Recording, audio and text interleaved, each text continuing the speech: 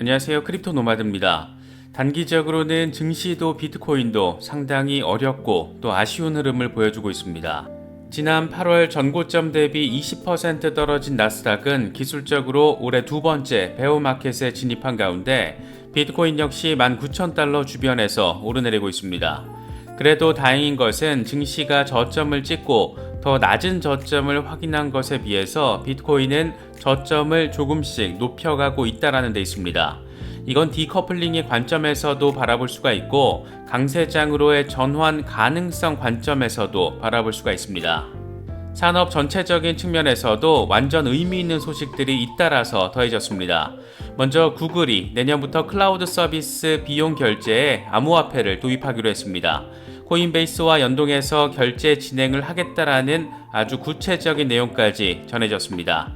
한쪽에서는 양자 컴퓨터를 개발하느라 여념이 없고 다른 한쪽에서는 블록체인과 암호화폐 영역에 진입하는 일종의 투트랙 양상으로 미래를 대비하고 있는 또 미래를 만들어가고 있는 그런 구글의 모습을 확인할 수 있는 부분입니다.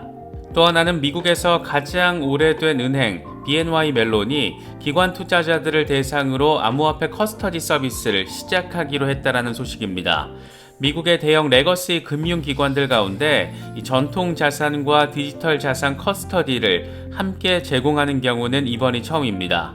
특히 기관 투자자를 대상으로 한다는 점은 이미 기관 투자자들의 예상 진입 규모를 자체적으로 계산을 했다라는 것이고 이를 토대로 돈을 벌기 위해서 서비스를 런칭한 것으로 바라볼 수 있기 때문에 기관들의 진입 이제 진짜 목전에 와 있나 보구나 이런 점도 함께 느낄 수 있는 부분입니다. 리플 소송과 관련해서도 상당히 의미가 큰 소식이 전해졌습니다.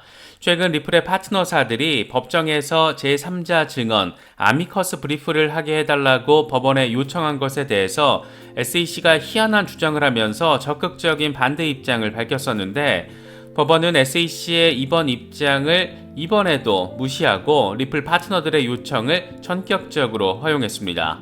모든 것을 감추려는 SEC의 태도와 모든 것을 일단 다 공개해서 체크하고 확인하려는 법원과 리플 측의 태도 다시금 선명하게 느낄 수 있는 부분입니다.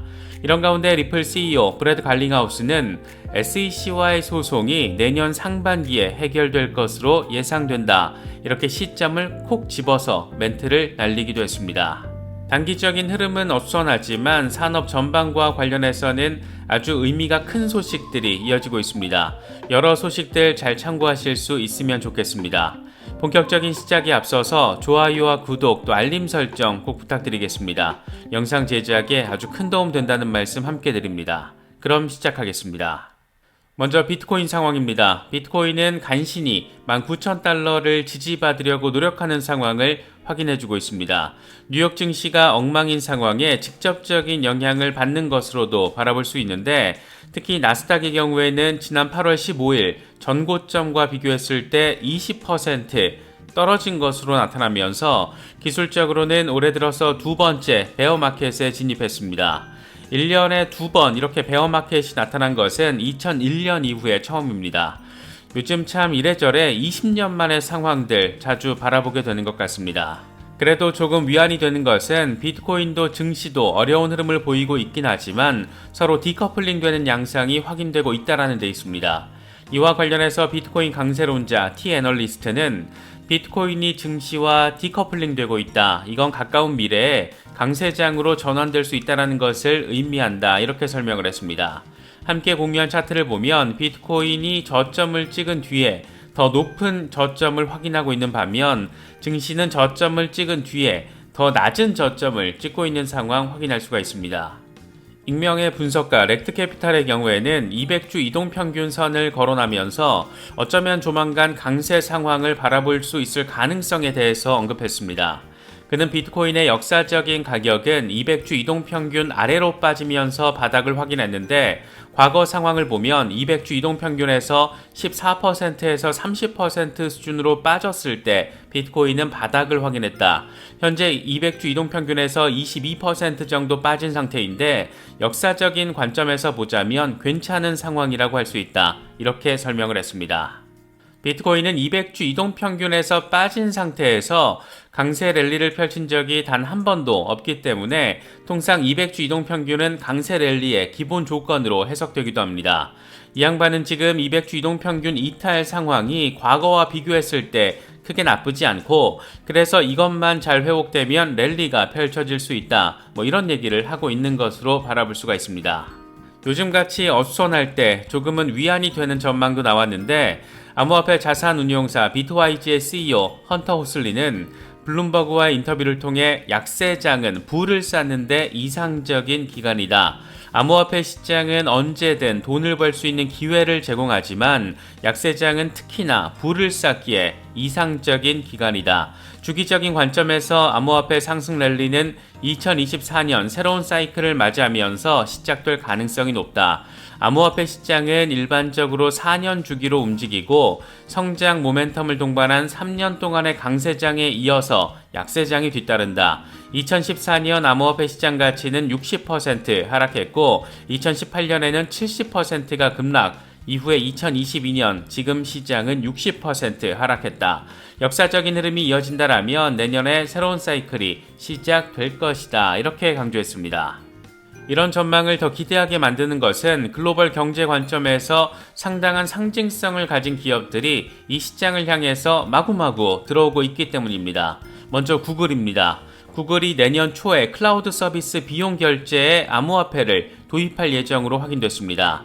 구글은 클라우드 넥스트 컨퍼런스에서 이 같은 소식을 전하면서 이걸 위해서 코인베이스 사업자 대상 암호화폐 결제 서비스 코인베이스 커머스 서비스와 연동할 거라고 밝혔습니다. 그러면서 점차 더 많은 사람들이 암호화폐로 결제할 수 있도록 허용할 계획이다, 이렇게 설명을 했습니다. 현재 코인베이스 커머스는 비트코인과 이더리움, 비트코인 캐시, 도치코인, 라이트코인 등 10개 암호화폐 결제를 지원하고 있습니다. 구글은 코인베이스 커머스와의 거래 조건에 대해서는 별도로 공개하진 않았는데, 특히 눈에 띄는 것은 구글이 코인베이스의 기관 투자자 전용 서비스 코인베이스 프라임 도입도 검토하고 있다는 점입니다.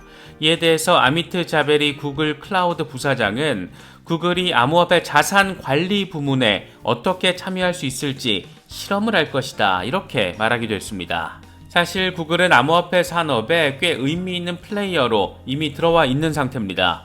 지난해 그레이스케일의 모회사이자 이 산업의 설계자로 불리기도 하는 디지털 커런시 그룹이 소프트뱅크로부터 7억 달러 투자를 유치했는데, 여기에 포함된 투자자들 가운데 구글의 지주사 이 알파벳의 벤처 투자 사업부인 캐피털 G가 포함돼서 주목받기도 했습니다. 돈을 쓰긴 쓰는데 대충 쓰는 게 아니라 이 산업의 핵심 플레이어에게 돈을 투자하는 그런 상황으로 바라볼 수가 있습니다. 재밌는 것은 구글이 시카고 상품 선물 거래소 CME에 클라우드 서비스 제공과 함께 10억 달러를 투자하기도 한 겁니다. CME는 잘 알고 계시는 것처럼 비트코인과 이더리움 등 암호화폐 파생 상품을 적극적으로 개발하고 출시하고 있는 곳인데, 여기에 구글 클라우드 서비스를 제공한다는 것은 기관들의 암호화폐 거래와 관련된 정보들이 다른 곳이 아닌 구글의 품 안으로 들어간다는 것을 의미하기도 합니다. 지구상에서 가장 많은 정보를 품고 있는 구글이 암호화폐 거래 정보까지 핸들링하면서 동시에 또 관련 기업들 여기저기에 돈을 쏟아붓고 있는 겁니다.